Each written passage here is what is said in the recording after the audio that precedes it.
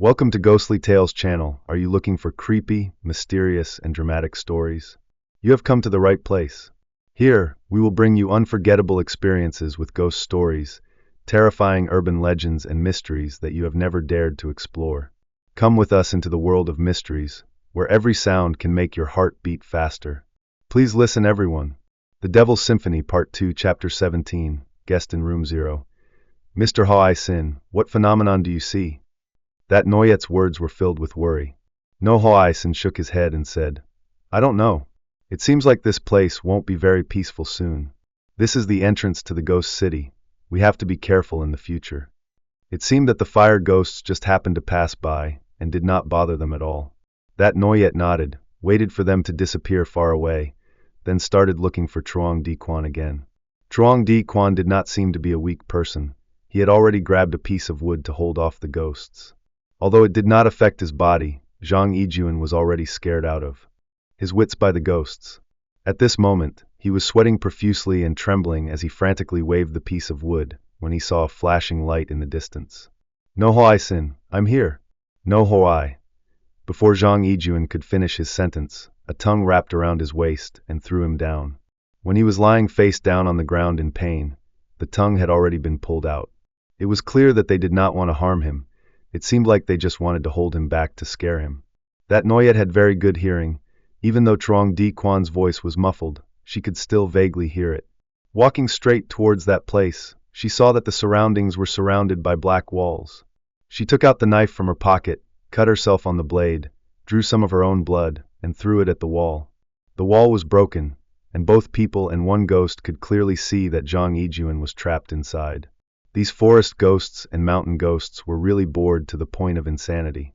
As soon as Wu Huaixing passed by that Noyette, he threw a talisman in his hand towards that direction. The long-tongued ghosts screamed and groaned, then quickly retracted their tongues and disappeared. A rustling sound rang out. In an instant the group of long-tongued ghosts had packed up and disappeared. That Noyette was sweating profusely. These ghosts must be bored to death. They actually dared to tease No Ho-I-Sin. Truong Di Quan was still trembling. He trudged towards No Ho-I-Sin. Obviously, compared to Lam So or Fan Vin, Truong Di Quan was much bolder. But fortunately, he didn't see the scene just now. If he had seen it, he would have been unable to forget it for the rest of his life. The three of them went home. As soon as they got home, that Noyette and No Ho-I-Sin both realized that something was wrong. The two rushed into the house, but only Lam So was holding Weilai sitting on the chair. The child had not yet woken up. That Noyette asked worriedly, as expected. The four ghosts of Lin Ho had arrived. No Ho-I-Sin could not call Weilai, so he told Ho-I-Nu to go see the child. Lam So recounted everything. That Noyette and No Ho-I-Sin were not surprised. What surprised them was the appearance of that demon. Perhaps when the demon lord sealed the spirit fox, their destiny was to protect the spirit fox. Now, no matter how hard it was, they would still go find the spirit fox. Coincidentally, Weilai had the spirit fox's skeleton. This was an extremely difficult problem. Right now, Weilai has a special relationship with the three devils guarding the triangle. Moreover, until now, she is still a victim who has been exploited, and we cannot just harm her like that. The two sides roughly understood each other's problems, and stayed for another night. Tomorrow morning, No Ho-I-Sin and Weilai, the three of them, will prepare to return. No Ho-I-Sin kept in touch with them, telling them that he would help them whenever they were in trouble. That Noyette felt that No Ho-I-Sin was much better now than he was 3 years ago. She had not had much contact with Truong Di Quan, but she really wanted to know what kind of person he was that could change No Ho-I-Sin. City H had an unseasonal rain when the three of them returned to Chiu Han Inn. It was already late afternoon. Truong Di Quan threw himself into writing. No Ho-I-Sin took Weilai back to his house. After all, the landlady wouldn't let them stay. Every time it rained in the city, it would last for 3 or 4 hours. The rain poured down, the sky was pitch black and thunderous, as if it were the end of the world. Zhang Yijuan's room number 9 was quite normal. The little devils in the room had been subdued by Wu Huaixing, and did not dare to make a sound. Zhang Yijuan was somewhat less scared. He sat cross-legged on the bed and wrote, but after a while he changed to a chair. Although the bed had been moved from its original position, he still remembered the previous incident clearly. It must be said that after 7 years of writing horror stories, he had developed a certain amount of courage. Although he was very scared when he actually encountered a ghost, he could still endure things like this. Especially when he was a little scared, his ideas and writing became more attractive and captivating. If it were someone else, he would have left that night and never returned. Before leaving, No Ha Isin left nearly 10 talismans for Truong Di Quan, telling him to absolutely not go out. If something urgent happened, he could only call No Ha Isin or the police, and absolutely not open the door. The wind and rain were loud, splashing into the balcony. The glass doors and curtains were thin, so whenever there was thunder and lightning, he instinctively looked towards that place. After more than 10 flashes of thunder and lightning, he saw a terrifying figure clinging to the outside of the door. Zhang Yijuan trembled as he picked up the phone to call Wu Huixing. What the hell, it was only 5 p.m. Was there a need to come so early? No Ha Isin didn't know where he was going again, and didn't pick up the phone. This guy always didn't pick up the phone when needed. Truong Di Quan gritted his teeth, held the talisman in his hand, and looked out the door. That ghostly shadow changed all sorts of positions, looking all sorts of scary, then used its claws to scratch the glass door. Truong Di Quan put on his headphones, reluctantly looked away for a moment, and then that shadow disappeared. The darker it got, the more scared Zhang Yijuan became. Outside the balcony, there was a ghostly shadow scratching. The next room was the ghost Fate Tang Gate. In this empty hallway, there was always a dark shadow that was unclear if it was a ghost or a human. There was also the girl walking strangely on the second floor, and the shadow on the railing on the other side. Truong Di Quan was scared out of his wits, because Hoai Nu couldn't be here, so he only had a few talismans. Luckily the little ghosts in the room were quite obedient. He bought them some food, and they immediately quieted down. After 7 p.m., No Ha Isin called back. He instructed Truong Di Quan on a few things, then emphasized that the ghost Fate Tang Mon did not harm him, it was just guarding the formation. That couple had done something dirty in front of it. The 2 police comrades were probably just by accident. If it wanted to kill him, it would have done it on the first night, not waiting until today. Through those cases, Truong Di Quan vaguely guessed whether the murderer was the man in black in the hallway that night he saw. At this rate, if he wasn't killed by a ghost, he would be killed by a psychopath. At 9 p.m., the rain had not stopped, just eased up a bit. Zhang Yijuan had already written more than 5 chapters in one go. He stood up to exercise and took out some snacks to eat. While walking back and forth in the room, he suddenly remembered something and wanted to go down to the lobby to ask the landlady. Unexpectedly, as soon as he reached the end of the hallway near the stairs, he heard sobbing. The hallway light was neither dark nor bright. Just to be sure, he turned on his phone's flashlight to make sure there was no blackout like in horror movies. Slowly walking forward, he finally stuck his head out and turned on the light to look down. But the staircase with its old steps was deserted, and there was not a single person. Should he run down or up? Truong Di Quan swallowed his saliva. After thinking for a few seconds, he decided to wipe his head anyway. He had brought 2 talismans, so if he wanted to fight, he would fight. Who was afraid of who?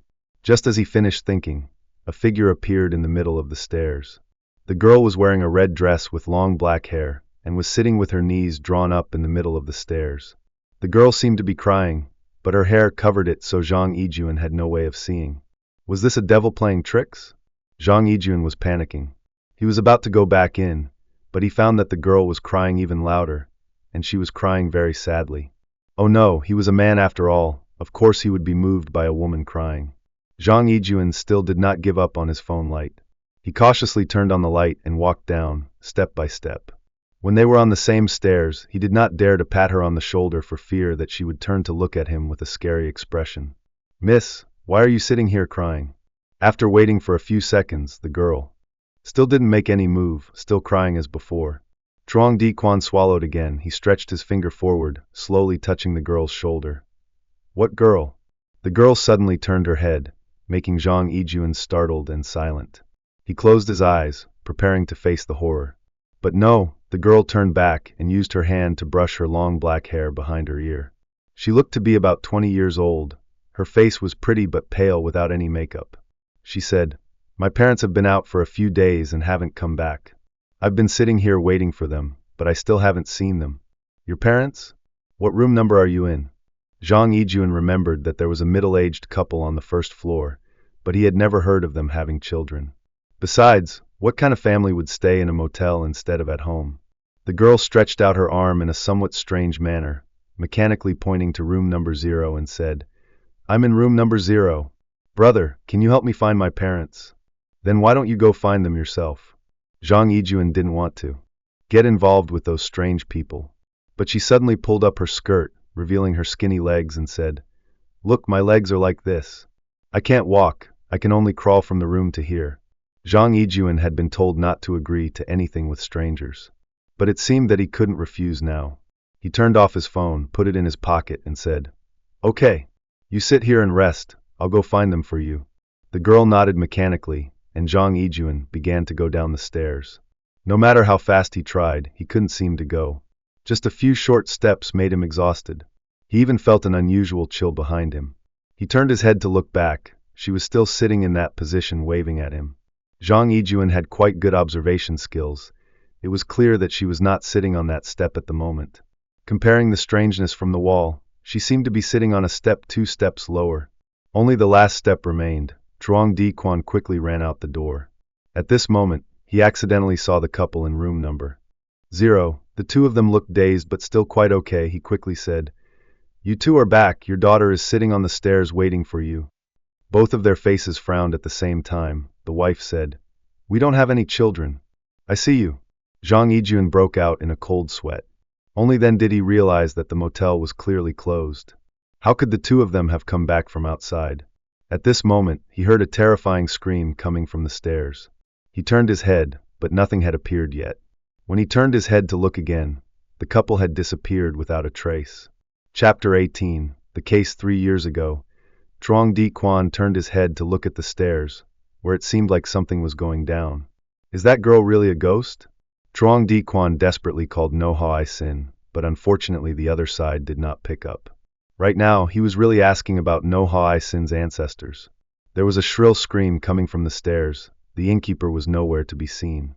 Actually, he had never known where the innkeeper actually slept. The main door was tightly closed, with 2 large locks on it.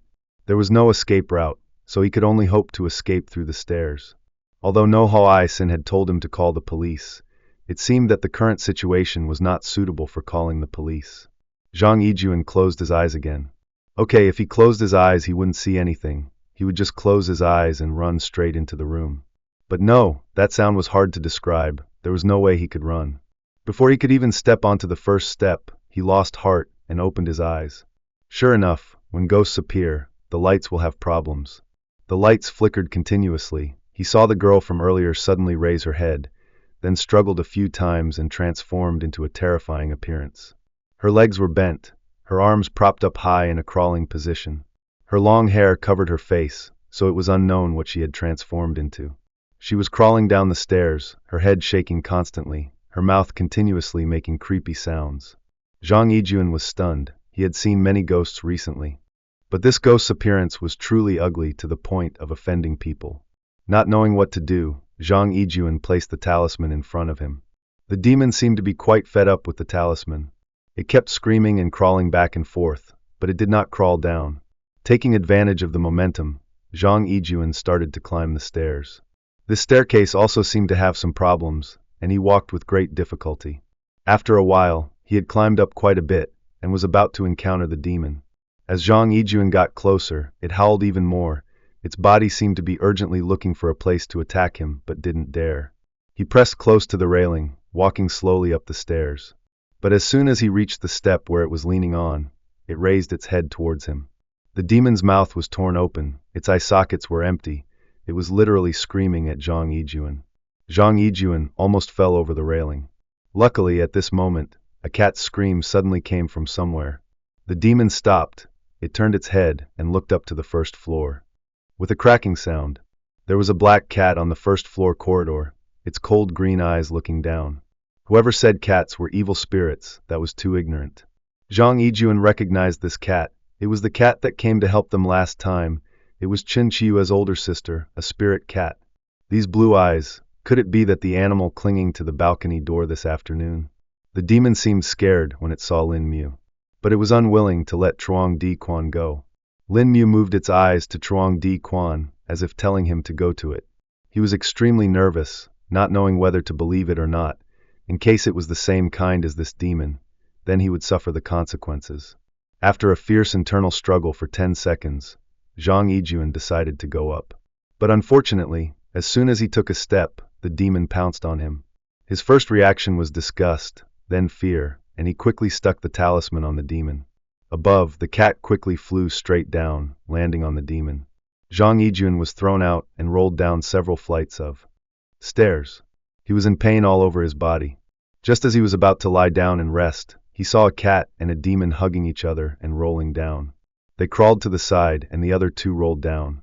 The cat spirit was very aggressive, constantly scratching and biting the demon. In fact, between the cat spirit and the cat spirit was more evil and demonic. It was just that Zhang Yijuan couldn't see it. If someone was helping him, he should quickly run back to his room. Despite the pain, Zhuang Diquan still tried to crawl up the stairs and ran back to his room to close the door. A moment later, the battle between the demon and Lin Mu ended.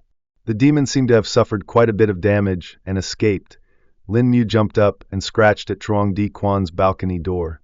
Because Zhang Yijuan didn't open the door, he had to jump over the balcony of room number 10 to get in. Room number 10's door looked closed, but it was actually unlocked, and neither was the balcony door. The shadow was exactly like the ghost's shadow. This afternoon, he was like that because he was so scared. Actually, when Ling Miao knocked on the door that time, she was also reflected in the door with a similar figure. With one person and one cat in the room, Zhang Yijuan felt much more at ease. He lay in bed for quite a while to calm down and reduce the pain. It was past 11 p.m. when he got up. The first thing he did was to call Wu Huixing, but the other party called first. What Wu Huixing said was that he had originally asked Ling Miao to protect Zhang Yijuan, but he didn't bother to open the door. It seemed that after being scared by a ghost and falling down the stairs, all the mistakes were his own. He had to bear the consequences. Zhuang Diquan wanted to argue but couldn't. In the end, No Hao Aisin told him to search for Lu Hao Thuong's channel at exactly 12 midnight. He said that Lu Hao Thuong would be reporting tonight to continue making money. Zhuang Diquan wondered if the recent mouth-sewing case was also done by a ghost. If that was the case, he would be less afraid than what Wai Lai said. The crazy fan was a psychopath murderer, imitating the way he killed people exactly like in his story. After searching for a while, he finally found the news channel of Lu Hao Thuong. At exactly 12 o'clock at night, a new news notification popped up on the homepage. Zhuang Diquan moved his mouse and clicked on it. The content of the newspaper that appeared made him open his mouth in surprise, because the news was completely different from what he had imagined. The newspaper headline was huge. Mysterious murder at number 27. Number 27? Zhang Yijuan quickly scrolled down. The newspaper was about the unsolved mysterious death of a mother and daughter living at number 27 of apartment building C. 3 years ago, one morning, a man woke up to do morning exercises. When he passed by the door, he discovered a foul smell coming from inside the house. The man didn't care much about it at first, but when he returned, he could still smell the fishy smell, so he decided to call the building management. When they arrived, they found the door unlocked and the smell of blood. Inside the house became even stronger, causing some people to vomit. Blood was everywhere from the living room to the bedroom on the right side of the house. In that room, there was a headless body lying on the bed. At this time, they called the police. The police searched the scene and discovered another body lying in the room on the left, still with all its parts. The investigation revealed that the headless body was the mother, the headless body was the daughter. Next to the daughter's body was a 5-year-old child lying unconscious. There were only 3 people in this house, the mother, the daughter, and her grandchild. The daughter had been a single mother since she was pregnant. Neighbors said that they had been living well for many years, without any enemies. The building did not allow strangers to enter, and the cameras everywhere did not record anything. Therefore, such a brutal murder could only be explained by the devil. In the end, there was still an image that aroused everyone's curiosity. It was a black shadow standing next to the daughter's body, holding the head in its hand. From this image, one could see the arrogance of that ghostly black shadow. Below was a link to a group. The entry fee this time was 500,000. Zhang Yijuan shook his hand, because that family was Li's family. Her grandmother and mother had already died 300 years ago, and her grandmother had even had her head taken away. And the child lying next to the girl was Li. It seemed like the information in the private group was of good quality the previous times, so this time, even though the price was skyrocketing, there were still a lot of people joining the group. In less than 5 minutes, there were already over 10,000 people in the group. Zhang Yijuan didn't know what to say. He was thinking about whether he should click to see it or not. But in the end, he didn't join, because he was afraid of feeling sorry for poor Yili. Law is law after all. No Hao Aisin was busy the whole next day. He took Wai Lai to see Vu Truongzhang, first to ask him to help with the custody of Wai Lai. Second, he wanted to let him see Wai Li's Lin Ho Bone and discuss some other matters. The first matter was very simple. He just needed to wave his hand, and it would be done. But Wai Li's problem was what made everyone go crazy. No Hao Aisin sat back in his chair with a calm expression. Vu Truongzhang said, "I need to check if she was born with a spirit fox bone or not. Or maybe they killed her grandmother and mother, and then gave her the spirit fox bone. Who do you think was able to bring the spirit fox bones out of the human world at that time? And who was able to push the spirit fox bones into Wai Li's body? I think, besides the demon lord, only you were able to do that." No Hao Aisin did not place too much responsibility. Of course his analysis was very positive. Vu Truongzhang thought about it and felt it made sense. At that time, he had not found the demon lord, so it was possible that these things happened before that. He hesitated for a moment and then said, "Wu Huaixing, let me tell you this. According to my speculation, it is possible that some force took out the spirit fox bone when Yili was about to be born, and then arranged to put it into Yili's body. 5 years later, Su Xuanxuang happened to have a strange illness, and was forced to enter Changyang Mountain to search for jade. Coincidentally, at that time, someone provoked you to go with them. Among the group of people following you, there was someone from them. Because that person did not have enough strength to enter the ghost city to retrieve the Yinyang seal, they borrowed your and Su Xuanxuang's strength to bring that person in. We are all being used by them, leading us step by step into their plan." Exactly what I meant. Vu Truongzhang, you suspect that person brought the Yinyang seal here to activate the Yinyang world, right? No Hao Aisin looked at Wai Lai, who was still attentively reading a book. It was clear that more and more innocent people were being dragged in, used as tools for them to exploit. Although Vu Truongzhang had taken on the skin of the director's son, his demeanor was unmistakable. His eyes flashed with a murderous aura. He said, "No matter who it is, whoever dares to take advantage of me, Vu Truongzhang, will pay a heavy price." No Hao Aisin was quite worried about Truong Di Quan. After finishing his work, he prepared to leave with Wai Lai. Before leaving, he said something to Vu Truongzhang. "It's not good to disguise yourself as someone else. It's best to end this identity. Let him know that his son is dead." Who said his son was useless and should be killed? I helped him have a son for a few more years, which is already a blessing. What's more, I am now helping him save this city. This human status is too lowly. It is not worthy of my status. One more thing, was it you who saved that Noyet's older sister? I only did that to repay Mother Lin Mu. Don't worry, I always let her do as she pleases, I never control her. Also, once she does enough good deeds, she might be able to cultivate into a human. So let her stay by Truong Di Quan's side more. No Hao Aisin took Wai Lai to the door. Vu Truongzhang smiled wickedly, waving at their backs. Chapter 19, Midnight Symphony. Before Wu Huaixing arrived, Zhang Yijuan had already angrily taken Ling Miao and driven to the bus stop. He didn't know why he went there. He just knew that he suddenly wanted to meet someone. He waited for a long time. It was already past 6 p.m., but he still didn't see the number 44 bus arrive. Could it be that the legend was just a joke, that there was no such thing, that everything was a coincidence? Dongtang Hamlet was not on the map at all. Zhang Yijun drove there according to his memory. Strangely, it was the same road, but it was extremely crowded now. Even though it was in the suburbs, there were still many people coming and going, and the street lights were bright, unlike last time. This was really strange. Even though he had only been there once, he was sure that this was the same road. Lin Mu was sleeping soundly in the passenger seat, which proved that everything was still fine. It started to rain again. Several streaks of red lightning lit up the sky. The rain was about to get heavy. Truong Di Quan looked outside. The people on motorbikes hurriedly pulled over to the side of the road and put on their raincoats. This kind of action is definitely human. Zhang Yijuan began to hesitate, not knowing whether to continue or not. He looked back. The car was still full of gas, and there were 2 umbrellas in the car, so he decided to continue. At nearly 8 p.m., he drove to the end of the road, and ahead, the stone castle began to appear. Just like what he saw last time, but this time, the stone castle was lit up. The car slowly stopped in front of the castle's large gate. The castle gate was tightly closed, and there were no hundred-legged dragons wrapped around either side of the gate. Overall, although this castle was a bit old, it was still for people to live in. What the hell is going on? Zhang Yijuan took out his phone to check. Everything was normal, and there was no sign of losing signal or anything. Zhang Yijuan sent a text message to Wu Huixing, then opened the car door and got out. Thunder and lightning struck. He suddenly shivered, remembering the scene he dreamed about the first night. He arrived here. He walked to the gate and looked inside. The yard was empty, with only potted plants like those that rich families usually planted, and no spider lily bushes like that time.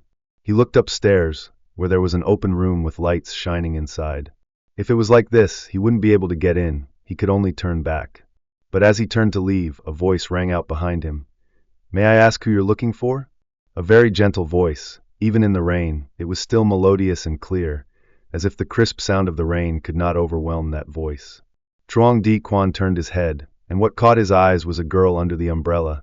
She was wearing a classic white dress, her long black hair reaching her waist. Although Zhang Yijuan was quite prejudiced against this look, when looking closely, the dress was very delicately made, an expensive item. The girl's face was lightly made up, resembling the gentle and dignified temperament of a noble lady. If she was beautiful, she would still lose to Qin Chiyue, but if she was ugly, she wouldn't be ugly at all. Meeting a beauty instead of a devil, Zhang Yijuan's thinking suddenly became unusually sharp. He said, "I'm so sorry, my car ran out of gas on the way. It's raining so hard, there's really no one to help." The girl stretched out her hand towards the rain curtain to catch a drop of water. She said, "The rain is really heavy. It looks like you need some help. If you don't mind, I can let you stay for the night." Who would refuse to be invited into a house by a beauty? Zhang Yijuan pretended to hesitate for half a minute before nodding in agreement. The girl opened the gate and led Zhang Yijuan inside. As he walked, he looked at both sides and the surroundings. The area was clearly very similar, but he had no clue at all. The castle was spacious, but only the girl lived there, no one else was in sight. The night was dark, the space was cold, and there was only a man and a woman living together in the same house. It really made one unable to help but think wildly. "Have some tea, you must be cold." The girl led Zhang Yijuan inside and poured him some tea. Zhang Yijuan still did not let down his guard. He looked around, and so far there was nothing unusual. He was in no hurry to drink the tea, and only politely asked, "I wonder if you mind if I stop by in the middle of the night like this? By the way, what is your name?" "My name is Tavan Van, don't worry, I'm the only one here, it's not a problem." Su Wanwan smiled. Her demeanor was like that of an artist. Her gestures were extremely moderate and elegant. Zhang Yijuan had met many types of women in his life, but he had never met someone like Su Wanwan before him. In the new era, women were all very open and progressive. It was rare to find someone who still maintained this old demeanor. It was true that when there were many people, one was bored, but when they were gone, one found it strange. "I'm sorry, I'm only staying here for one night. As long as I don't catch a cold outside, I'm lucky. It's getting late, you should go and rest. Don't worry about me." Only then did Zhang Yijuan feel really cold. He took a sip of tea, and took out his phone to check. Where the hell was Wu Huixing? Why didn't he reply to the message? He didn't even come to check it. At this moment, Su Wanwan stood up and said, "Then I'll take you to the guest room to rest." It was truly a big house, even the guests had their own rooms. Zhang Yijuan followed Su Wanwan upstairs. The wide and cold stone stairs extended to the second floor. Su Wanwan pushed open the door of a room and said, "You can sleep here tonight. I'll take my leave first." Seeing Su Wanwan's white figure disappear down the hallway, Zhang Yijuan closed the door and looked around the room to see if there was anything strange. There was only basic furniture in the room, nothing strange at all. Since he had already come here, he didn't know why he had come here. Falling onto the bed, Truong Di Quan realized that he had forgotten Lin Mu was in the car. Oh no, he jumped up, pushed open the window in the room, and looked outside. The view was quite good. He looked straight to the gate. Looking into the car, he discovered a pair of bright green eyes standing out in the rain. Lin Mu's eyes. For eyes looked at each other with complicated feelings. Truong Di Quan swallowed his saliva, sweated, and continuously muttered an apology to Lin Mu. He touched his pocket. Fortunately, he still brought all the amulets. If something unlucky happened tonight, it would be his fault again. Anyway, he had already made a mistake. Instead of sitting here in fear, he might as well take a nap. After sleeping for a while, Truong Di Quan was awakened by the melodious sound of the piano. He jumped up to check his phone. It was just past 10 o'clock, and No Ho Sin still hadn't checked his messages. He took his phone with him and opened the door, following the sound of the piano. Lately, he was very sensitive to the sound of instruments, especially pianos. This is curiosity will kill, but Zhang Yijun can't stop himself. After all, if you were in his situation, you would definitely do the same. The sound of the piano came from the first floor, where there was a room with the door half closed. The room was dimly lit like a stage. As Zhang Yijun walked, he thought of all sorts of images in his head. Was this situation like the one in his dream? It was raining heavily outside, thunder and lightning, and inside the room, there was a girl sitting in front of a mirror with her hair flowing, and the piano keys were playing automatically. Gathering all his courage, he leaned against the door and looked in. There was indeed a dressing table, makeup, and a mirror in the room. But luckily, no one was sitting there, his hair flowing. He glanced to the other corner of the room, and just like in his dream, there was an expensive piano. All sorts of scenarios flashed through Zhang Yijun's mind, that he would look at the self-playing zither, and then a ghost would appear behind him. But fortunately, Su Wanwan was playing the zither. It seemed that occupational disease had seeped into his blood. Not wanting to interrupt the song, he didn't knock but gently pushed the door open and entered. Su Wanwan had changed into a modest silk nightgown. She was passionately running her slender fingers over the piano keys. Only then did Zhang Yijun realize the piece of music Su Wanwan was playing. It was Beethoven's Moonlight Symphony. Standing leaning on the guitar, he and Su Wanwan drifted along to the beautiful melodies of the song. Zhang Yijun had heard many young artists play the guitar, and he had to admit, Su Wanwan played the guitar really well. The last notes of the music sounded, and then stopped. Su Wanwan raised her head to look at Zhang Yijun. "Did I disturb your rest? Please forgive me. I'm so bored being alone in this big house." "It's okay, you're too polite. But where is your family? Why are you alone in such a huge castle?" "My parents are both abroad. There will be a maid coming during the day, but they all come back at night." Zhang Yijun nodded. He still kept observing Su Wanwan. No matter what, she didn't look like a ghost. At least her story was quite reasonable. He continued asking, "Are you a pianist? I see you play very well. I wonder which music school you graduated from." Su Wanwan smiled helplessly and said, "I'm so sorry. I had an accident 3 years ago and lost all my memory. The doctor said I was in such a state of shock that I became like this, so my parents don't mention the past anymore." It turned out to be a blank piece of paper. Zhang Yijun felt that it would be impolite to ask any further.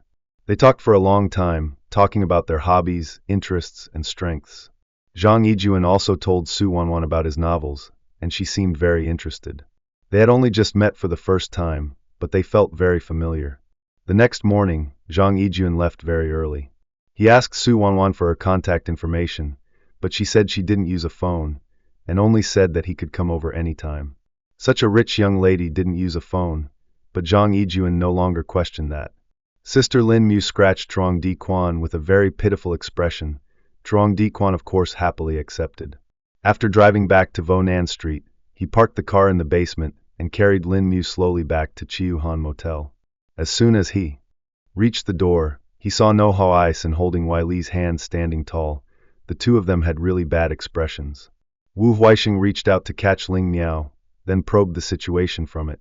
Zhang Yijun's face was sly, knowing that it would be difficult to escape punishment, so he could only smile bitterly and say, "Wu Huixing, who told you not to pick up the phone or reply to my messages? If I don't answer the phone, will you go missing? No Ho Sin, what kind of talk is that? What right do you have to interfere in my private life? Don't go too far." Truong Di Quan was furious, but No Ho Sin had no expression. He just said, "Okay, then I don't mind waiting to pick up your body." As soon as he finished speaking, No Ho Sin took Wei Li and carried Lin Mu away. Chapter 20, The Good Deeder. This time, No Ho Sin seemed to have been hurt quite a bit. He resolutely abandoned his precious Truong Di Quan. Surprisingly, when the two people and the cat returned to No Ho Sin's villa, Ho Nu also appeared. But as soon as she got out, she immediately fainted, looking extremely exhausted. No Ho Sin was surprised to see Truong Di Quan's necklace around Lin Mu's neck.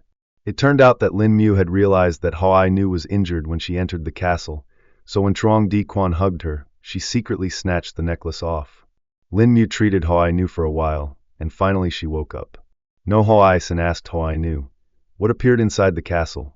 Ho Ai Nu shook her head and said miserably, "I don't know, I can't remember anything." The little girl didn't look like she was lying. But at this moment, Wai Lai, who was playing with her phone, suddenly said nervously, "Brother Ho Ai Sin, look at this." Wai Lai handed the phone to No Ho Ai Sin. Inside was a clip posted. The clip content showed a somewhat familiar face. It was Bui the Phuong. He was giving a psychological analysis of the prisoner in the recent murder case that was similar to Truong Di Quan's story.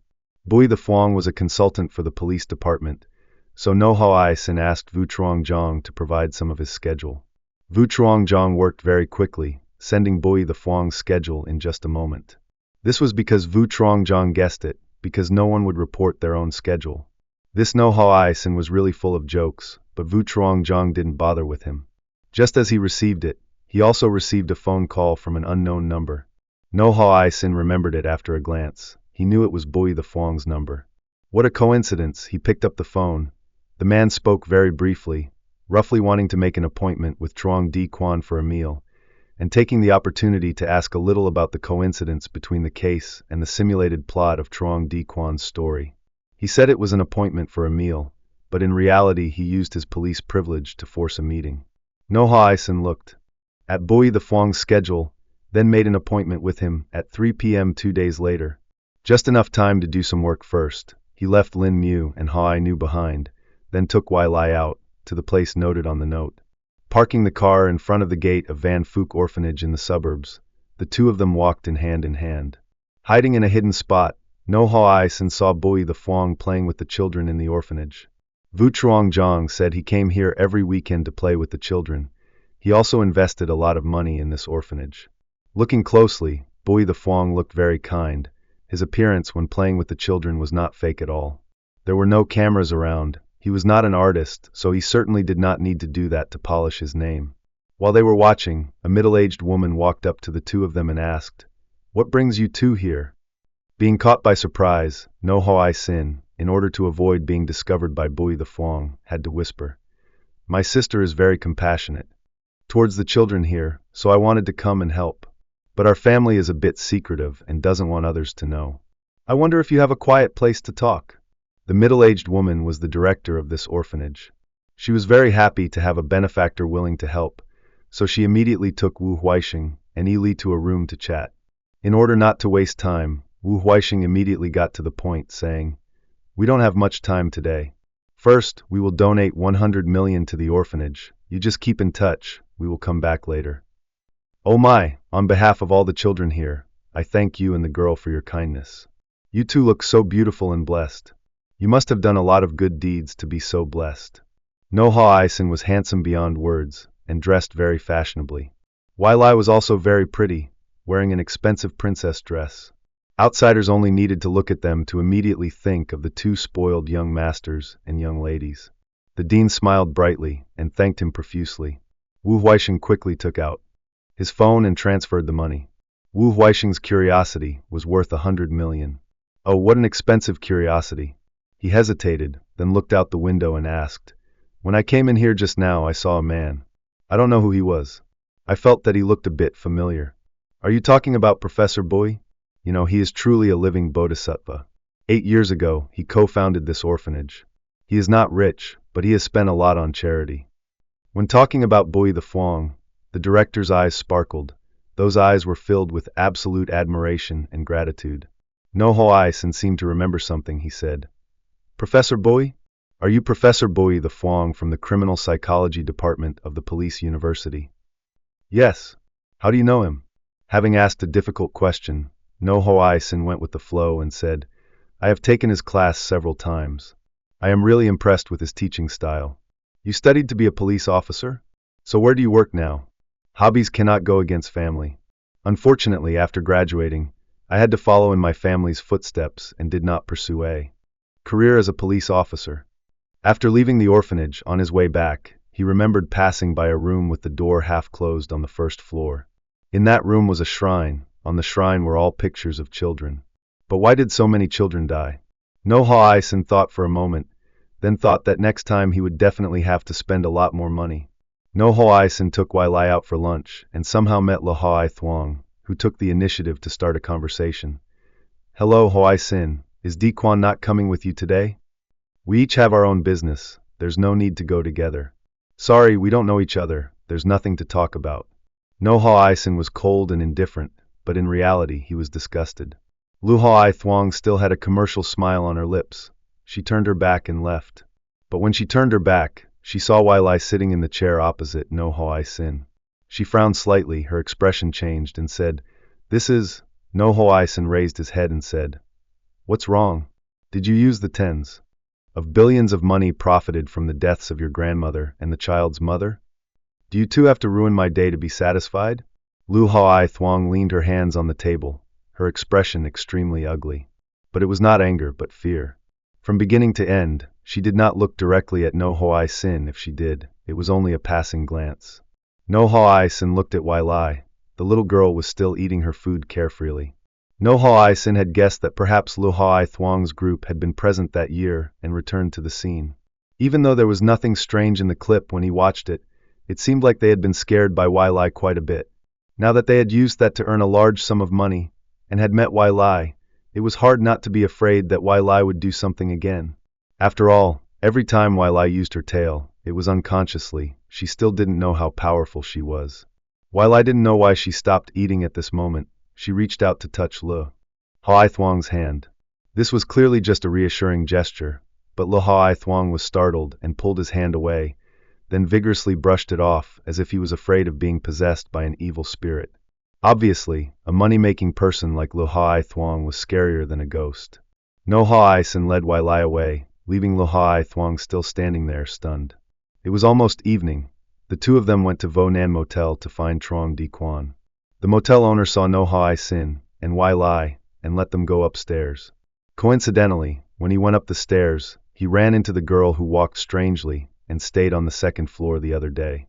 Not hearing Trong Di Quan tell her story, perhaps she had not caused any trouble yet. She still looked like a virgin ghost. This time No Hoai Sin saw her walking down the opposite side, clearly without any feet. What was holding her shoe was a white string hanging down from her skirt. Wai Lai held No Hoai Sin's hand tightly, but the little girl remained silent and did not say anything. They passed each other, and when they reached the hallway, Wai Lai said, "Did you see that she has no legs? Is she a ghost?" "No, she's just disabled." No Hoai Sin did not want to cram ghost stories into Wai Li's head. She also did not know that this was a ghost inn, so she was not an ordinary person to be able to enter here. As soon as they finished speaking, the two of them saw Zhang Yijuan standing in front of them, right at the door of room number 0 at the end of the hallway, with a middle-aged man and woman. Perhaps they had just met, hearing Zhang Yijuan ask, "Uncle and Aunt, may I ask, do you two have a daughter who is about 20 years old this year?" The couple in room 0 were the couple who had come before. The last time the police came, he had seen them. Hearing Zhang Yijuan say that, both of them were surprised. Their first reaction was to shake their heads. Then the new wife seemed to suddenly realize something. She said, 19 years ago, we did have a daughter. But she died young. She died in the womb." Zhang Yijuan recalled that when the hallucinating couple said they had no children, the demon sitting on the stairs got angry. He was scared so badly that he had to ask clearly, so he continued, "Then why didn't you two stay at your own house and instead stayed here, wasting money?" Hearing that, the husband's expression changed and he got angry and said, "You shouldn't be so nosy. I haven't even asked you how you know that we once had a daughter." Thinking of the female ghost's crippled legs, Zhang Yijuan said, "Because I met her." "Did you two abandon her in your womb, just because she had a crippled leg?" Hearing this, the wife suddenly collapsed. She sat down and covered her face, crying. The husband changed his attitude again. He said, "How did you know my daughter had a cripple in both legs? Have you really met her?" Zhang Yijuan looked at Wu Huixing. Then the husband invited the three of them and helped his wife into the room. Zhang Yijuan recounted how the female ghost asked him to find her parents and what he had experienced. The husband originally thought that Wu Huixing and Zhang Yijuan were secret cultivators, so he began to recount everything. Chapter 21, The Ghost Dies Young. It turns out that 19 years ago, the husband was the deputy director of the city police department. The two of them, the director and Bui the Phuong, had a very good relationship. That year, the wife was pregnant, but in the 5th month, an ultrasound discovered that the fetus had a leg defect. The two were extremely distressed, torn between aborting and keeping the baby. Aborting would be a sin, but keeping the baby would be bad for their reputation. After a month of thinking, they decided to abort the baby. Even though they had made careful arrangements, somehow the news leaked out. On top of that, someone deliberately exaggerated the news. The pressure and comments from all sides were unbearable, and in the end, the husband had to resign. But perhaps because they were so sad, whenever someone asked, they said they never had children. After 2 or 3 years, for some reason they could no longer stay at home. Night after night they had nightmares and even got sick all the time.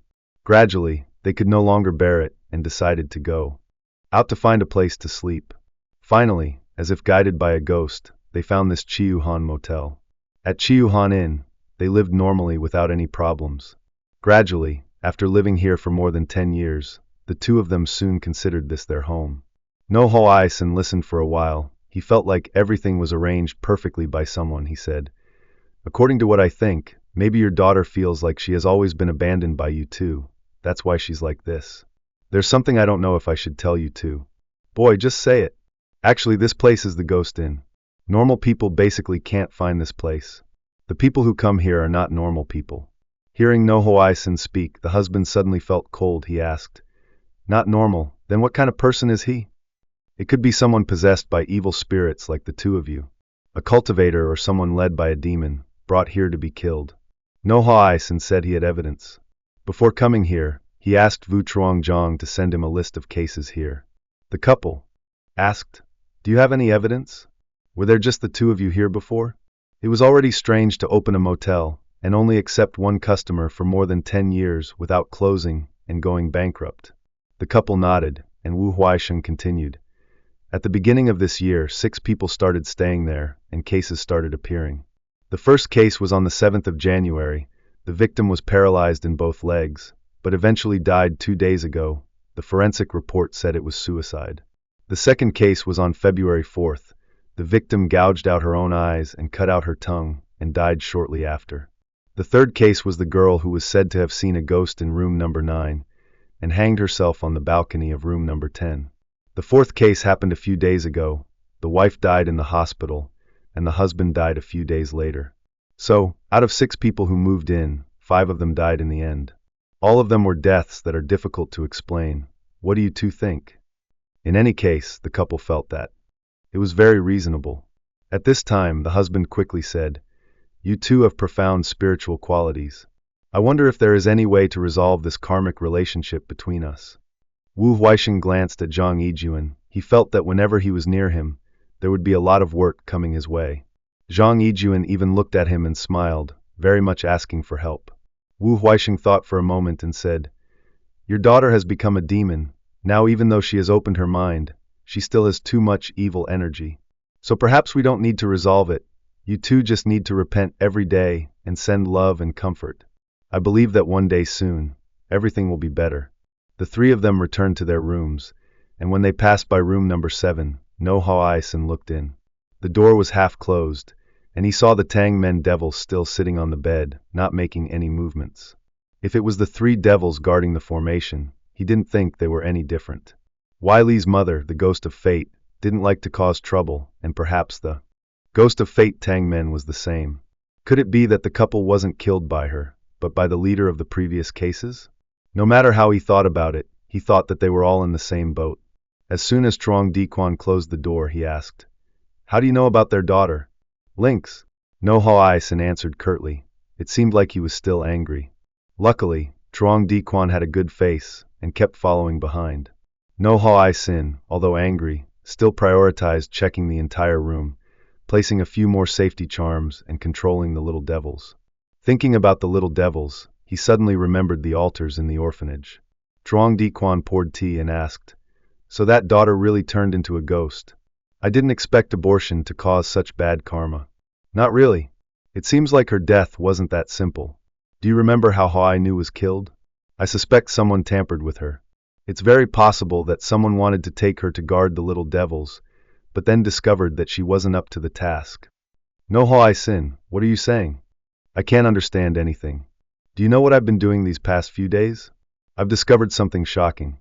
Ha Nu is the daughter of the city police chief.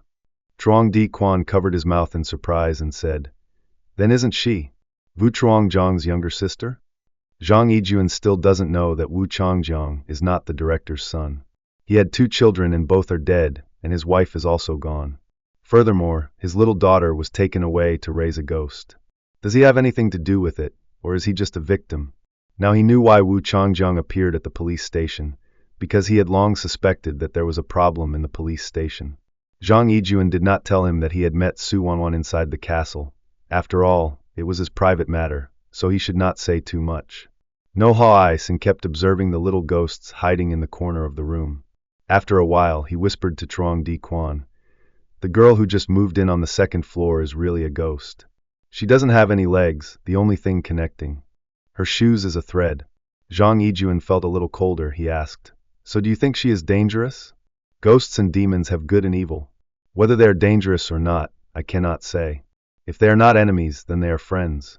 Oh, by the way, I met Lahai Thuong this afternoon. Have you met her before or know about her whereabouts? No. We haven't seen each other for a long time. She just recently contacted me and introduced me to this city. But what happened? What did she say? Truong Di Quan was a bit worried about Lahai Thuong, wondering if No Ho-Sin had broken any of her arms or legs. No Ho-Sin said, It seems like she is related to the death of Wai Li's mother and grandmother. When she met Wai Li, her expression was clearly one of fear, as if she had encountered something very scary. Truong Di Quan was silent. He seemed to be thinking about something. No Ho-Sin pulled the curtain. It was already dark outside, he said. That's right, Bui the Phuong asked us to have dinner 2 days later. Bui the Phuong, what did he make an appointment for? Of course, the case is exactly like the one in your story. No Ho-Sin left Wai Li at Truong Di Quan's place. He drove alone to Van Phuc Orphanage. The sun had set, the night gradually covered the countryside. No Ho-Sin left the car far away, walked to and climbed over the wall to enter the orphanage. At this time, the children had gone to their bedrooms, and the entire large yard was left with only green trees lying still. No Ho-Sin ran towards the shrine room from the other day, and began his journey up to the 1st floor. From the cold balcony, he began to bend down and walk towards it. The shrine room was near the end of the balcony on the 1st floor, and luckily, he was not seen along the way. To be honest, in Wu Huaixing's long life, this was the first time he had done something like this. The room's window was closed, and he couldn't see anything inside. After all, this was the middle of the city, so he couldn't do anything reckless. He leaned in close to look, and although it was a bit dark, he could still see that there was no one in the room. He used his hand to separate the window and jumped inside. The room was filled with portraits, mostly of children. But what caught his attention the most was a separate altar area, with 7 portraits placed close together. No Ho-Sin walked over, and when he looked closely, he immediately recognized the faces of the little devils locked up in Chiu Han Inn. Sure enough, this place was related to them. No Ho-Sin decided to open the main door and go out. He wanted to find out if there were any more clues. The hallway was quiet. This place was built no different from a school. He also bent down and quickly walked through each room. He would peek into each room to see. After going up the 1st floor, there was still nothing unusual. Going up the stairs to the 2nd floor, he only then felt something was wrong. It was only past 8 p.m. There should still be activity inside. Why was it so quiet? Going up a long flight of stairs, it was the same above. The rooms were all closed and cold, because he couldn't see inside. He couldn't see anything. It would be no exaggeration to say that this place looked exactly like an abandoned building, devoid of any life. But even so, it was not possible to casually break the door and search. Nearing the end of the corridor, Wu Huaixing was about to turn back when he heard rustling sounds. The sound came from the last room in the row of rooms. The sound was quite small, but it sounded quite catchy in the quiet air. The rustling sound echoed steadily, like the sound of tearing. No Ho-Sin moved gently. There was a bit of dim light coming from the gap in the half-closed door. He clearly did not smell the scent of demonic energy, but he smelled human blood. The closer he got to the door, the stronger the smell of fresh blood became. No Ho-Sin frowned. He slowly looked into the room. What met his eyes was a bloody scene. The orphanage's headmistress was holding a human arm and devouring it. Her clothes, face, and hands were covered in blood, and she looked like a bloodthirsty beast. On the floor next to her was The head of a 9 or 10-year-old child and other severed body parts lying in a mess of flesh and blood. No matter how good Wu Huixing's appetite was, he still wanted to vomit. The dean was clearly human, so why was she trying to eat people? Chapter 23, second floor of Chiuhan Inn. He had seen many stories of cannibals, but people eating people were probably very rare. No Huixing felt extremely inhuman. He could not bear to watch any longer, so he turned back. As usual, No Huixing parked his car outside and walked into Chiuhan Motel. Tu Kui Transac was looking for Wai Lai, so he was not at ease leaving Wai Lai with Truong Di Quan. Anyway, the talisman he left behind could still deal with a few small demons, but if that big demon came in, the two of them would only be able to hug each other and cry. No Huixing stood below looking up at the railing of room number 9. Before he could even gain momentum to climb up, something was rubbing against his neck. He grabbed the object with his hand. It was a cold leg. A white figure was hanging from the balcony, hanging down, rubbing against his neck. This was the third victim, the girl who had encountered the mirror ghost in room number 9. But no matter who it was, if they dared to cause trouble over and over again, he would not let them off. The female ghost was hit by a spell cast by No Huixing, groaning as she rolled up her rope and crawled into the room, disappearing. Zhang Yijuan sat on the bed writing a novel. Yuli was lying on the side reading a book on his phone. Wu Huixing pushed the door open and entered. It seemed that nothing had happened yet. He began to tell the two of them everything that had happened at the orphanage. After listening, Zhang Yijuan's face gradually became confused. He didn't listen to many sentences. He insisted on listening carefully to the part about the cannibalistic female director. No Huixing said, "I originally suspected Bui the Fuang, but now it seems to be that female director. I told you he looks kind and is a criminal psychologist. How could he be abnormal?" Truong Di Quan used his ability to research and study criminals over the past few years to evaluate Bui the Fuang. No Huixing also began to agree. Perhaps it was because he was too suspicious. He wanted to investigate the people around Truong Di Quan thoroughly to make sure they would not harm Truong Di Quan. Truong Di Quan is an only child. He met the cute and adorable Wai Lai, so he liked her very much, seeing her as his little sister.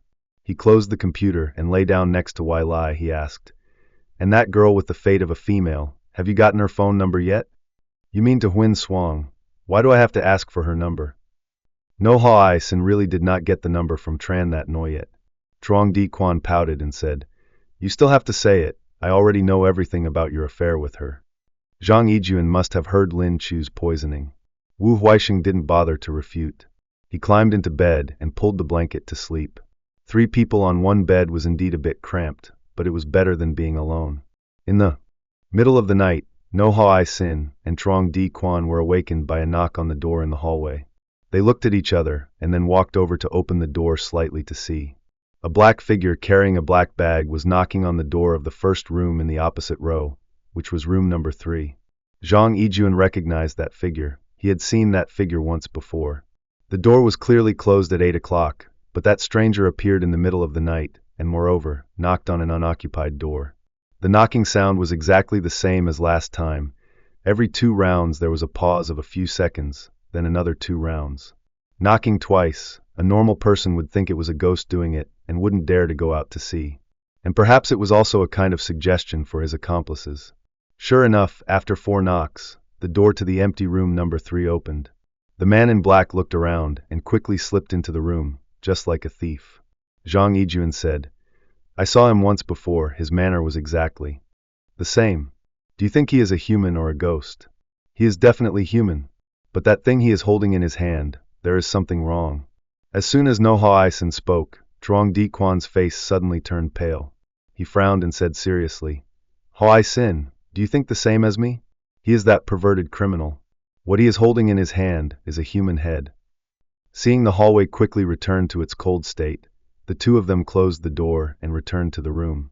Truong Di Quan sat on the chair, snacking while starting to analyze. "But that's not quite right. All the headless cases that were filmed by Lu Hai Thuong and his group were done by ghosts. Do you remember the post about the case at Wai Li's house? At that time, it said that the blood trail extended from the door to Wai Li's grandmother's room. But then in the clip, there was a black shadow holding her head standing in front of the bed in Wai Li's mother's room. But why was there no blood trail extending into that room?" Hearing Wu Huixing, Zhang Yijuan slapped his thigh and said, "That's right. Wu Huaixing, you can become a police officer." Speaking like that, is it possible that those cases were actually done by humans, and then the devil intervened? The more he talked, the more confused he became. Zhang Yijuan's analytical thinking was quite good and, a bit, well, he was a horror novelist.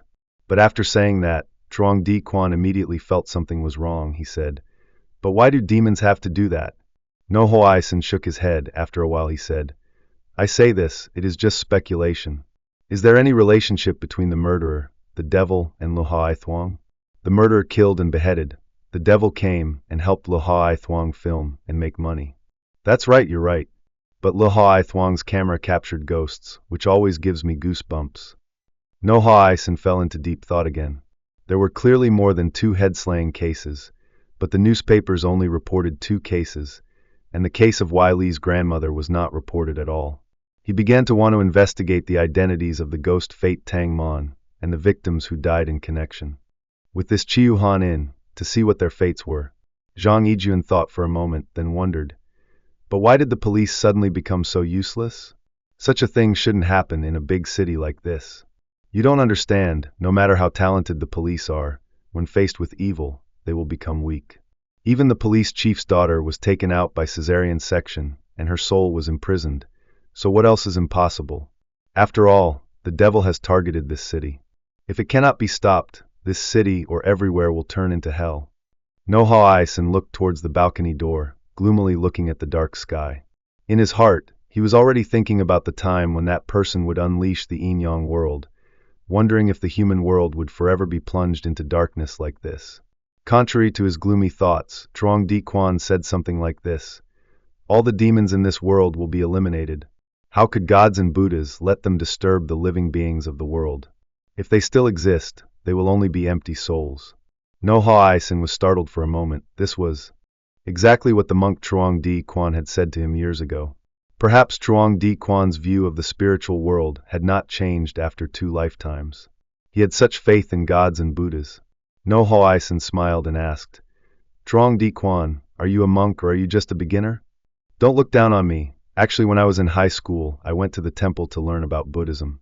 At that time, I was always a diligent Buddhist, bringing beautiful flowers to the temple to plant and offer to the Triple Gem." When Zhang Yijuan talked about it, his eyes were filled with happiness. Wu Huaixing cruelly destroyed his happiness with one sentence.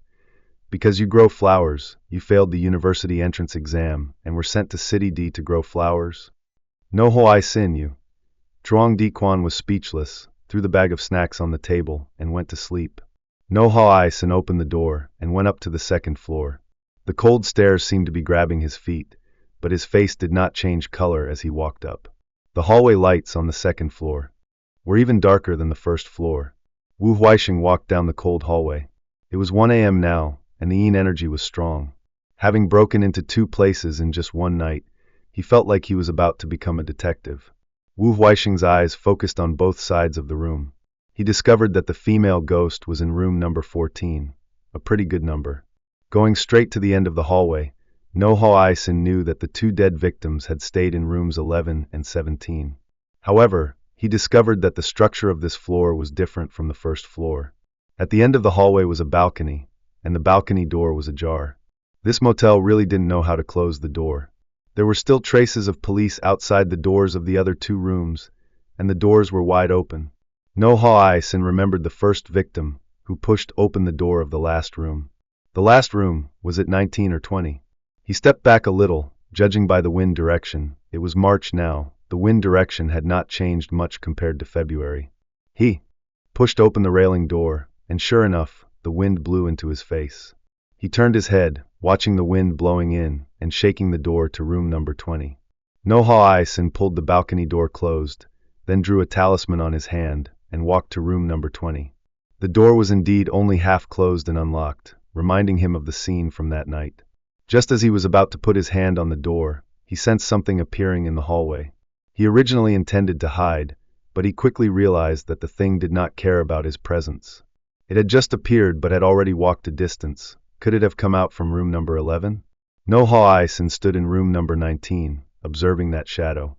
The white shadow with disheveled hair was pulling a rope. Could this be the one who pushed the first victim to his death? But he felt something was strange. The shadow pulled the rope all the way and disappeared into room number 20, just like the previous scene. At this moment, Noho Isen pushed the door open and entered, and he saw a dead body hanging from a noose. Did it think he was a normal person and wanted to kill him? Indeed, just a few seconds later, blood suddenly flowed down the side of the bed. Noho Isen stepped back, the door suddenly slammed shut. The room was pitch black, only a faint white shadow could be seen swaying on the ceiling. But now that blood was pouring down, it was no longer white. Noho Isen did not want to cause more trouble. He turned around to open the door and go out, but it was already following behind. The talisman was already in his hand. He pressed it straight on its head. The demon roared in pain, but at this moment he saw the moment before a girl died. This is not the number one victim killer, but the number one victim has turned into a demon, and now it is in room number 11. Chapter 23, The Head Room. The pain of the first female victim before her death could not be described in words. Could it be that she did not know that Noho Isen was special, but wanted him to know about her death? It was obvious that those people had killed the victims to turn them into ghosts and stay here. The female ghost had disappeared. Wu Huaishen closed the door and continued to observe the surroundings. To be honest, compared to the cemetery, the yin energy here was much heavier. He even felt that there were ghosts in the air. They were as dense as bacteria spreading, closely monitoring his every move. Noho Isen turned his back. It was clear that except for room number 14 and room number 19, which were open, the other rooms were closed. But he heard the sound of a door closing behind him. He didn't care, no matter how noisy it was behind him, he just kept going straight. Stopping in front of the door of room number 7, he raised his hand and knocked 3 times. 3 knocks, symbolizing people. After 3 knocks, the silent door finally slowly opened. But before he could see anything, he heard a noise from downstairs. Worried about Truong Di Quan, Noho Isen quickly ran back downstairs. Truong Di Quan only lied to Noho Isen that he was asleep. When Noho Isen just left, he followed behind. And he went to and knocked on the door of room number 3. But after knocking 5 or 7 times, no one opened the door. Truong Di Quan returned to his room and took a box cutter to pry open the door. He unexpectedly had some use for his petty theft skills today.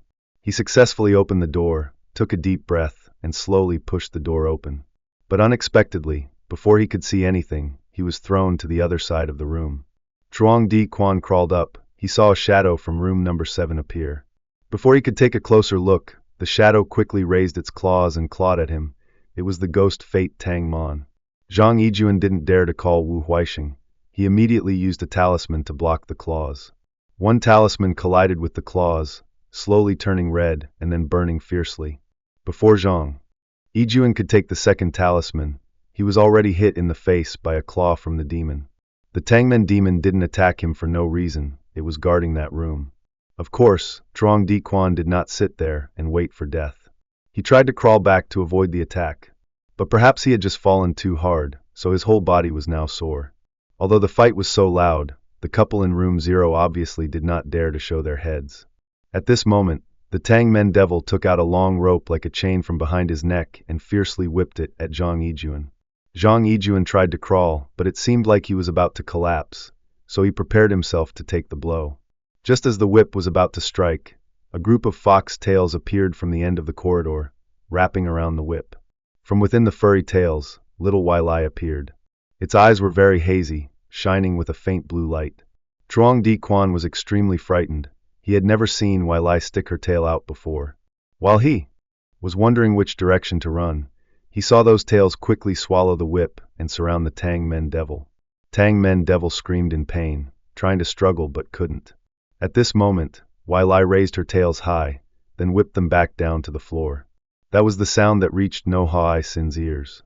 Just as Noho Isen stepped down the stairs, he saw a large hole in the hallway floor. He held his forehead with his hand, speechless. He didn't know why he got involved with these 2 destructive people. It is estimated that if the Tangmen devil had bones, it would have been crushed by the fox tails. But unfortunately, it did not. It was now trying to crawl out from the fur. The appearance of the Tangmen devil had not changed at all compared to when it was alive. There was only one thing: if you looked closely at its face, you would not see any facial features, just a flat patch. Nohao Ison quickly ran over and stuck a talisman on the demon's face to block its vision. But it still seemed very aggressive, not like its normal self at all. What exactly did room number 3 contain that was so important that it would risk its life to protect it like this? Tonight, they had already become so powerful. If they didn't gain anything, it would be a waste. Although Ely could hold off the ghost Fate Tang sect, she couldn't let her risk her life like that. Not to mention, if the landlady wanted to strike first and called the police, all 3 of them would end up in jail. As soon as Nohao Ison finished pasting the talisman, he turned around and hugged Wai Lai, knocked her out, and then gave her to Truong Di Quan. The Tang Mon ghost escaped from the fox's tail, and she frantically scratched at him, forming all sorts of shapes. Nohao Ison spent several talismans to be able to lock her back in the room. Pasting a talisman on the door, he hugged Wai Lai back to the room, and then went to help Truong Di Quan. Can you walk? If not, I'll help you into the room. Truong Di Quan followed Nohao Ison's hand, twisted his body a few times and said, I can. Go, take me with you. In fact, if Wu Huaixing wasn't that good, and Zhang Yijuan had never been carried up to the first floor, he wouldn't have dared to follow. The 2 walked in, and Wu Huaixing used a talisman to open the door. Strangely, the room was neat and clean, with nothing inside, not even a trace of a fishy smell. The 2 looked at each other, not believing that there was nothing. They had clearly just seen the black shadow enter there. Could it be that the shadow also had the ability to climb like Nohao Ison? Did he sneak in from the balcony of room number 10? As if remembering something, Nohao Ison asked, The motel owner, do you know where she sleeps? That's right. This house only has 2 floors. Nohao Ison checked all over but couldn't find her.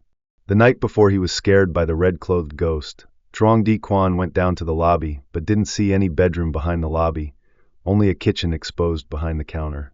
Could it be that she was the one who opened the door for that shadow?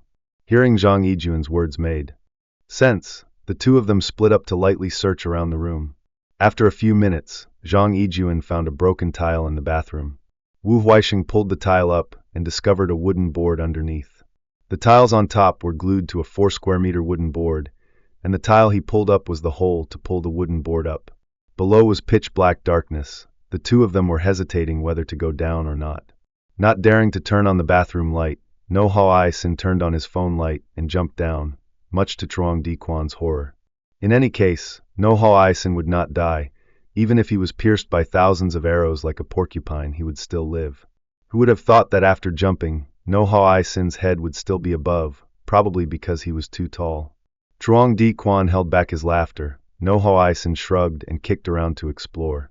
The surroundings seemed empty. He squatted down, turned on the light, and searched. The area under the foot was only as big as the plank the rest of the 4 sides had. Stairs leading down. Nohao Ison frowned in wonder. With this architecture, this basement must extend to the house next door. He vaguely remembered, next door was an old house that seemed to be uninhabited. The stairs leading down were not deep, about a meter. Wu Sheng covered the lights and observed carefully. All 3 sides seemed to be bedrooms. Even though there was a door between them, he could still feel the sound of human breathing. There was only one room behind him, so he quickly went down. Gently pushing open the one-way glass door, he went inside. As soon as he turned on the light from his phone, Nohao Ison was startled. Because inside were rows of shelves all around the wall, and on the shelves were displayed heads with long hair covering their faces. Under normal circumstances, he would have thought this was a wig shop. But now, the whole room was filled with the smell of medicine, not knowing what kind of medicine it was. Nohao Ison walked over and touched the hair of a head within his reach. The hair was soft and smooth, just like real hair. He reached out and brushed the loose hair covering his face away. That face, that skin, this was truly a human head. The strong smell was the preservative used to preserve these heads.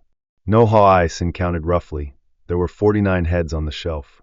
He walked around. There were a few heads placed separately, completely not smelling the scent of the preservative. He lifted his hair, discovered that the eyes of those heads were as lively as those of living people. Even some of the corners of their mouths were curved up like a smile. This was certain. The man in black was probably a murderer who killed people and took their heads. Their guess was almost correct, but how would these heads fly out? Wu Huaixing touched the shelf behind the heads that did not smell of medicine. There was indeed a way out.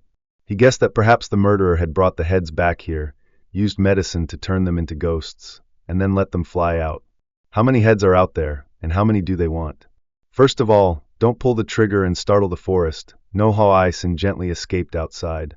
As soon as he closed the glass door, he saw under the dim light of his phone in the mirror, besides him, there was another person behind him.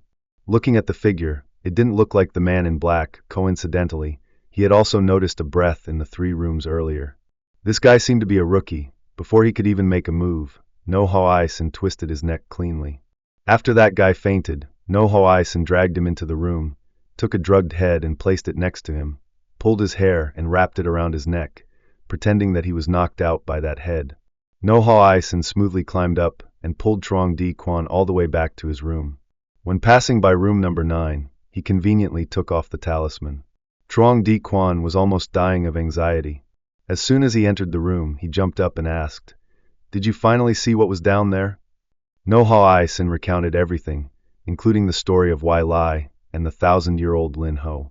Trong Di-kwan opened his mouth wide, speechless with surprise. He felt that his understanding of the spiritual world was too little. Wai Lai was still sleeping on the bed. The two of them sat on chairs eating snacks at midnight. After a while, Zhang Yijun finally couldn't help but tell the story of how he went to Tongseng village and met Su Wanwan. After Wu Huaixing heard it, he felt a little nervous. At that time, he didn't pay much attention, but now that he heard it, it felt very similar to the situation in the Yinyang realm. Could it be that Tongseng village had long since become the first location of the Yinyang realm? The bus that carried the ghosts to the Yinyang realm entered that castle. So that castle must have a core relationship with the implementation of the Yinyang realm. Wouldn't it be too cruel to tell Zhang Yijun about this now? Zhang Yijun's sparkling eyes when talking about Su Wanwan. The piano keys. Chapter 24, Perverted Arrogance. Wu Huaixing did not stop Zhang Yijun from continuing to see Su Wanwan, and even supported him. The next morning, Zhang Yijun talked to the innkeeper again, and spent money to repair the first-floor corridor. In the afternoon, he took some of Wu Huaixing's amulets and drove to Dongsang Hamlet. It wasn't raining today, and the streets were unusually crowded. At the end of the street, an ancient castle appeared before their eyes. Zhang Yijun parked his bike in front of the door and got out to look inside. After a few minutes, Su Wanwan's white figure appeared. Su Wanwan did not see Zhang Yijun. She was playing alone with the potted plants. Su Wanwan was like a blank sheet of paper, carefree and innocent, but extremely lonely. She looked like she could not remember anything. Was she lonely? Standing there watching for a while, Trong Di-kwan tapped lightly on the gate. Turning around to look, seeing him, Van Van smiled. Even though he had gone because No Ho-ai-san had told him to observe the situation, he truly had some special feelings for Van Van. Actually, in this point, he and No Ho-ai-san are really similar. Because they have too many calculations, they really like simple, honest people. Su Wanwan would play the piano every night. Wu Huaixing noticed that she played Beethoven's music twice, so she must be someone who likes his music. Zhang Yijun only went back to his room to sleep after listening. A man who kept finding excuses to sleep over at a woman's house would be someone with bad intentions. But Su Wanwan didn't care at all, as if she didn't know about it. After getting to know each other, Trong Di-kwan discovered that Van Van was surprisingly naive. Or maybe it was because she had been alone for too long, and now that she had someone to keep her company, she was like this. At midnight, Trong Di-kwan had just gone to bed when No Ho-ai-san called to report a news. At 10 p.m., a couple on their way to a date reported a crime. They were walking in the park when they encountered a victim. When the police arrived at the scene, they discovered that the victim had died a few hours ago. He was lying on a park bench in a dark place. There were many benches in this place, most of which were for couples to confide in. If you didn't pay close attention, you would think that a man was sitting on it. It looked so arrogant, like a lonely person, sitting watching intimate couples. The victim's sitting posture was leaning back in a chair, legs crossed, hands on thighs, head covered with a baseball cap. When the police took the body away, they discovered that it had been sewn together perfectly. The head was severed from the neck, the arms, legs, and even the finger joints had been cut off and sewn back together. The murderer must have had a very sharp weapon to be able to do that. Every part was neatly cut and meticulously sewn back together. The important thing is that during rush hour in the park, there are many security guards and guests. How could the perpetrator transport the victim's body inside without anyone noticing? There would be no surprise until Zhang Yijun realized that the method of killing was all too familiar. It was a rather perverted way of killing that he had come up with. It was in his novels. Of course, Wu Huaixing also knew that, and that was why he called Zhang Yijuan. Truong Di Quan was sweating profusely. Even his hand holding the phone was shaking. He said, "Please contact Bui the Fuang for me. I want him to be able to bring the police to handle the case." In Truong Di Quan's novel, the victim is a pervert. He is an emotionally deprived person. Instead of raping, he secretly films couples being intimate. Then the perverted killer follows his movements, kills him, and luckily his body turns out like that. It sounds arrogant, but in fact the murderer's perversion and cruelty are extremely high. His mentality is to be a supreme being, specializing in punishing bad guys with the most gentle and romantic punishments. Truong Di Quan couldn't sleep all night. In fact, when he wrote that scene, he didn't feel anything. But now when it happened in real life, he was extremely startled. The next afternoon, No Hai Sin and Truong Di Quan went to the meeting place to meet Bui the Fuang. The reason Bui the Fuang was able to bring the police officer in charge of the case was because of Vu Truong Zhang's arrangement. Now No Hai Sin knew why Vu Truong Zhang went to the police station, because that place was full of power. It would be easier to act. It was not surprising that Bui the Fuang brought the police officer in charge of the case, but it was surprising that the police officer was Lam Quang, Le Hai Thuong's boyfriend. As soon as Lam Quang arrived, he warmly said, "Hello, nice to see you again." After the greeting ceremony was over, Truong Di Quan said, "I wonder if Le Hai Thuong will be published in the night newspaper tonight." Lam Quang said, "I'm so sorry, maybe you won't be able to see the ghost story tonight. I heard from Hai Thuong that you are also a member of that secret group. It's just that the culprit in this case was caught this morning. It's not the work of any ghosts or demons." "Got it so fast?" Truong Di Quan couldn't believe it, but Lam Quang took out his phone and said, "The murderer and the murderer of the victim's case a few days ago are the same. Take a look." The image on Lin Zhang's phone was a piano key taken at the foot of the stone bench where the victim was. Lin Zhang put away his phone and said, "We've been following him since last time. But writer Zhang Yijuan, do you know? In this case, the method of murder even. The circumstances of the murderer and the victim all match your novel." Truong Di Quan was stunned. Only then did Bui the Fuang speak loudly. "I have analyzed the victim's psychology. He really thinks he is a judge. He always uses perverted and brutal rituals to kill people with deviant psychology or who commit minor crimes and considers it romantic. The investigation results of the victim are the same. He is a pervert who specializes in secretly filming intimate couples in public places.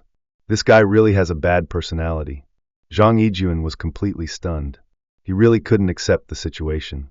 The murderer who beheaded someone at Warren Motel hadn't been caught yet, and there was another murderer who had imitated the plot of his novel. Lin Zhang looked at Zhang Yijuan's expression and coldly said, "You know what? The murderer confessed to the police that he was a crazy fan of yours. So it's not surprising that he imitated the cases in your novel." "That's right. But what's confusing here is that his and the victim's situation is so similar to a novel. It's as if Truong Di Quan is rewriting their lives, not imitating Truong Di Quan's story." Then Bui the Fuang asked Truong Di Quan a few questions related to his writing inspiration. Of course, Truong Di Quan's answers were all true. Perhaps Bui the Fuang wanted to analyze his psychology. No Hai Sin seemed to not say anything. Instead of observing Bui the Fuang, he observed Lam Quang. The police who handled the case, before catching the culprit, did not have time to eat or sleep. After catching the culprit, they would have to write a large pile of reports, basically did not have time to sit like this. Even if it was under Wu Changjiang's orders, he should have sat there with a nervous and anxious attitude, not so leisurely. Lin Zhang's expression did not change, but that arrogant look in his eyes, Wu Huaisheng had clearly seen it somewhere before. After parting with the other two on the way back, No Hai Sin called Vu Truong Zhang, asking him to follow Bui the Fuang's whereabouts. The two temporarily did not return to Chiuhan Motel, but returned to No Hai Sin's villa to reunite with the remaining three characters. As soon as they returned, they saw a person, a cat, and a ghost sitting and eating snacks in front of the house. Truong Di Quan was about to cry, because he realized that all his snacks had been eaten by the other two. Chen Chiue called and told Wu Huaixing that she had recently been patrolling the mountains and had discovered that the road leading to Ghost City was a bit off. Moreover, every night she felt as if something huge was moving. He hung up the phone and pondered for a moment. He remembered what Su Xuanchuang had said, that Ghost City might move. Could it be that Ghost City was really preparing to move? If only Su Xuanchuang were here right now. She had read a lot of forbidden ancient books, so she might have a better understanding of this matter. Wu Chuangzhang had already sent someone to follow Bui the Fuang. At noon the next day, he called Noha Sin and said that Bui the Fuang had just arrived at Hospital B. Through investigation, he learned that Bui the Fuang's niece was in this hospital.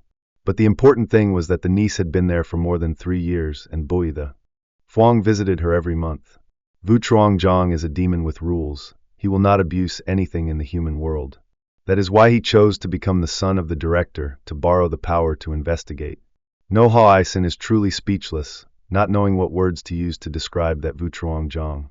Sometimes being too rigid is not good at all. Hospital B is a hospital for the rich.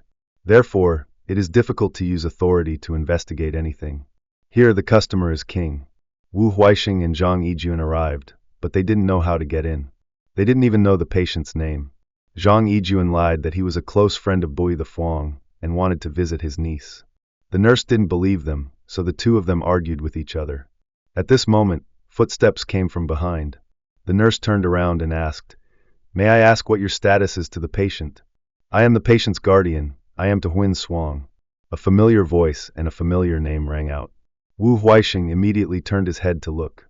Su Xuanchuang was wearing a sleeveless dress and sandals. Her black hair was shoulder length, and her face was very attractive. Seeing Wu Huixing, she smiled and said, "Wu Huixing, long time no see.